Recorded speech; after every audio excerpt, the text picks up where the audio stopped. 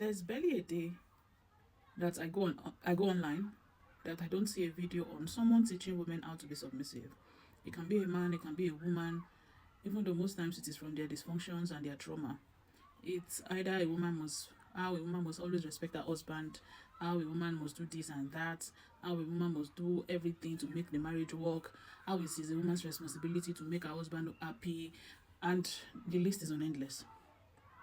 But I'm still looking for a day where, or do I say a week, or do I say even a month, where I can consistently see videos addressing the fact that ushers are unaliving their wives, pastors are raping their children or housemaid that are staying with them, or that a man was caught, or do I say he was trying to molest a child, he was caught, and the church made sure this person pays and bears the consequence for the action they did, and then go ahead to protect that child. Many times what the church does is to protect the abuser. What they do is to enable them with the forgiveness preaching. They talk about how Jesus would forgive, how Jesus mentioned forgive 70 times, 7 times. They would bring up all the Bible verses talking about all of these things, but they ignore the fact that the same Bible says that judgment will start from the house of God. That is to say that even God's mercy, a time will come, is going to judge all of you for all your bad behaviors and wickedness. You will see a woman run to the church to report how the husband has been abusing their child. And the next thing the pastor will say is, hope you have not called the police. That's the first statement the pastor will say. An adult is abusing, molesting a child. Even though personally, I'm going to be like, why is the woman going to the church first? Because I've always said it. The church is your worst place to go when you're dealing with social problems like abuse and all the likes. It's not the best place to go. It's one of the worst places. If you really, really want solution and justice, the church is not the place to go. The church is good for preaching and praying and all that. But when it comes to social justice and social issues, the church is not your friend. Maybe it shouldn't be so, but that is what it is. And sadly, many of these people are just after their pocket as well. The church is more like a business center to many of them. They are in that place for how much they can gain, for the fame they can get, for the respect they can gather.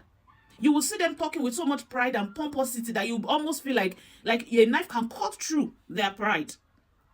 Are those the people you think will stand up for you? People that is after your money, that wants to collect the money left in your account? Are they the ones that you think will come and would fight for you, knowing fully well how much they may lost, and also the fame they will lose? Because you rarely see a person genuinely fighting for the truth. This is necessarily popular or famous. They are not like as famous like all the ones that are doing the shining syndrome up and down, doing everything to make everybody think they are the next best thing after slice of bread.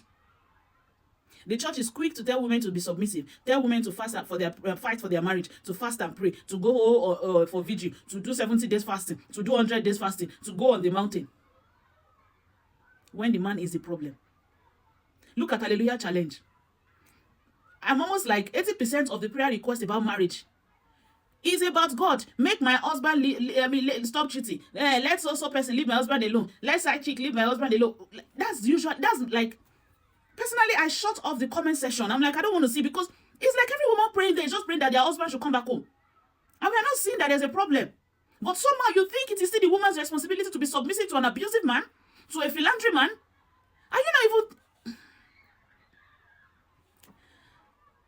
Well, that's for the people that want to keep praying. Personally, I'm not going to be praying for a man that has clearly made his choice. That's you trying to manipulate him to not do what he wants to do. What he wants to do is in his mind. Let him do it. The only thing is just that when it's time for the consequence, you should not think I'll stay loyal to him. God forbid me even have that kind of person in my life.